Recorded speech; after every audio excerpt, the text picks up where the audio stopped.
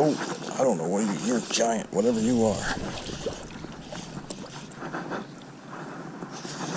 Oh, this is a big fucking fish. We haven't caught one like this in a while.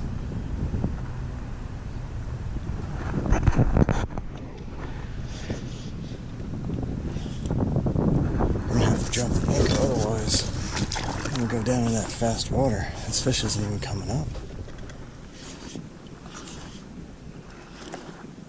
What is this? Is this a muskie? I just want to see him.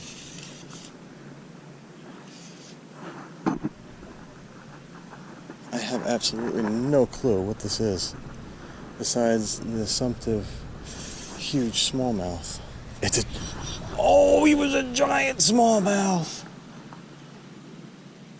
Oh, I was getting concerned that if he was turning that way on the angle, if he was getting up on that, the switch of the angle would have the hook pull out. And that's exactly what happened. I have no idea how big that smallmouth. I just saw the tail to its dorsal, and it was like this and like that. Good God.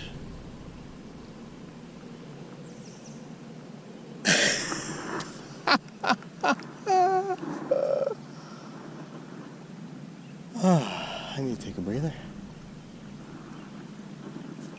Just to give you an idea, this is 12-pound test leader. This is the Shimano Bantam MGL on an 8-foot Steez rated to 1.5 ounces. And I had no control over that fish. Zero. Now, I don't usually get bent out of shape about dropping big fish. I caught a smallmouth that probably went close to the state record. And I'll tell you what, it didn't fight like that. I didn't want to pull it against the grain. And I did.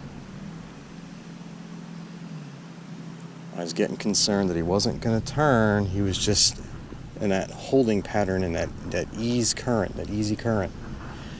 And I should have just, I don't know what I should have done. Maybe gotten that. I don't want to get out of the kayak for a smallmouth bass, but I wanted to keep that same head-on angle. But when they get sideways on you after being downstream or below you, you got to worry about that hook getting a different angle and coming out. And that's exactly what happened. Wow. Wow. I don't have the polarized filter on my GoPro, so I don't know what's going to show up. But, I mean, the drag setting on this is pretty tight. Almost largemouth bass drag setting. And lightened it. I think I loosened up a tad. And that was on a Scooby-Doo rig like usual. For whatever reason, the big girls love it. So 14-pound Fireline Ultra H. Scooby-Doo rig, and I think this is a Gamakatsu something, Japanese 409 hook, I think. The titanium weed guard. It's their more stout hook, but it has that tiny little frickin' barb. And I'm kicking myself right now, because usually I would have used a Trocar or a Decoy heavy cover finesse HD that has a bigger barb on it. You can see just how small that barb is. And stupid me. I target big fish. I like to be conservative. I'll pinch treble hook barbs, but I don't like going with micro barbs on these style hooks because exactly what happens. Now I'm rambling.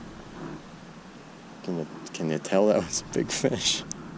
I mean, if that wasn't 5 pounds, and that's being conservative, that fish post spawn, usually they don't give an account of themselves as that one did.